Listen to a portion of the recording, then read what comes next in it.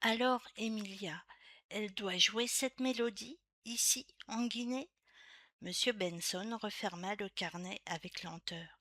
Non, ce n'est pas obligatoire, mais elle devra être accompagnée d'un djembé fola. Le djembé et la mandoline doivent dialoguer. C'est ainsi que le message se révélera. Angèle échangea un regard avec Kim, grave mais lumineux. Alors il faut partir. Attendez, avant que vous ne repartiez. Emilia savait que vous viendriez ici même. Elle m'a chargé de vous remettre ceci. Il ouvrit le tiroir de son bureau et il nous tendit une petite clé dorée sur laquelle était inscrit un numéro. Kim fit tourner la clé dorée entre ses doigts. Le numéro gravé, 307, brillait sous la lumière. Angèle s'approcha, son regard fixé sur l'inscription. Une boîte postale. Emilia a laissé quelque chose pour nous. Monsieur Benson acquiesça lentement, ses yeux pétillants d'une lueur de connivence. Oui, elle savait que vous viendriez. Cette boîte est au bureau de poste central, près du port. Vous y trouverez ce qu'elle appelle le message scellé. Le silence s'installa, chargé de promesses. Kim rangea la clé dans sa poche intérieure, comme on protège un talisman. Angèle, droite, inspira profondément. Alors il faut y aller. Ils quittèrent le bureau, le bruit de leurs pas résonnant dans le couloir. Dehors, le soleil déclinait, jetant des ombres longues sur les manguiers. Le port n'était à quelques rues, mais l'idée d'ouvrir cette boîte postale donnait à leur marche une gravité nouvelle. Au loin, on entendait déjà le tumulte de la ville, les cris des vendeurs, le roulement des charrettes. Mais pour Kim et Angèle, tout semblait suspendu à ce petit rectangle de métal, boîte 307, où Emilia avait enfermé une part de son secret. Le bureau de poste se dressait au bout de la rue, massif, avec ses murs blanchis par le soleil et ses volets bleus écaillés. Kim et Angèle s'avancèrent, la clé dorée serrée dans la main de Kim.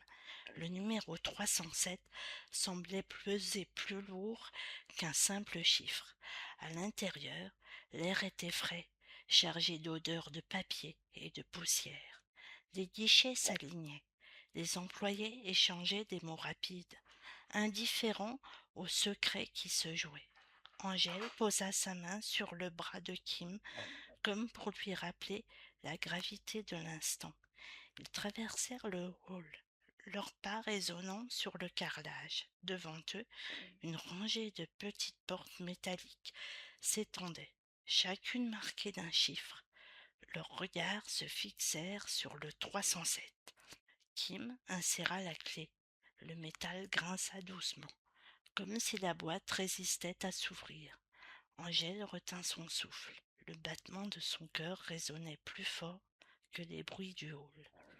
La porte s'entr'ouvrit. Une ombre, un éclat de papier. Quelque chose attendait à l'intérieur, mais ni Kim ni Angèle n'osèrent encore tendre la main.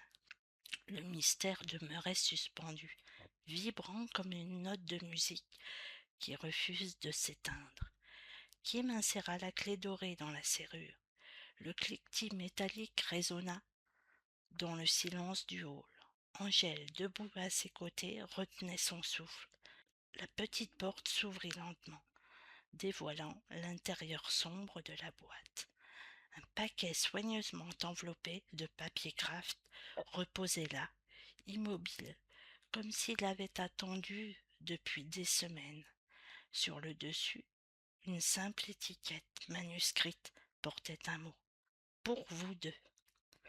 Kim tendit la main, hésitant, puis prit l'objet avec précaution. Le poids était surprenant, ni trop léger, ni trop lourd, comme s'il contenait quelque chose de fragile, mais dense. Angèle posa ses mains sur le paquet. Leurs regards se croisèrent. Ils s'assirent sur le banc. Le paquet posait entre eux. Le papier craft craquait doucement sous leurs doigts. Kim glissa son ongle sous la ficelle nouée, la défit, lentement, comme si chaque geste devait être mesuré. Angèle, le souffle suspendu, observait. Le papier se déplia, révélant une boîte en bois sombre, polie par le temps. Sur le couvercle, une inscription gravée. Emilia. Kim passa sa main dessus, comme pour sentir la chaleur de son nom. Il ouvrit la boîte. À l'intérieur, soigneusement rangé, se trouvaient 3 objets. Un petit carnet à la couverture de cuir usé, dont les pages semblaient gonflées par l'humidité des voyages. Une photographie en noir et blanc, montrant une jeune femme tenant une mandoline entourée de musiciens africains. Un djembé posé à ses pieds. Et enfin, une plume dorée, fine, légère, qui brillait comme si elle avait été trempée dans la lumière elle-même. Angèle porta la photo à ses yeux, émue. C'est elle, Emilia et le djembé Fola. Kim ouvrit le carnet. Les premières lignes étaient écrites d'une main vive. Le dialogue des instruments est le chemin. Le souffle ne se révèle qu'à ceux qui osent écouter.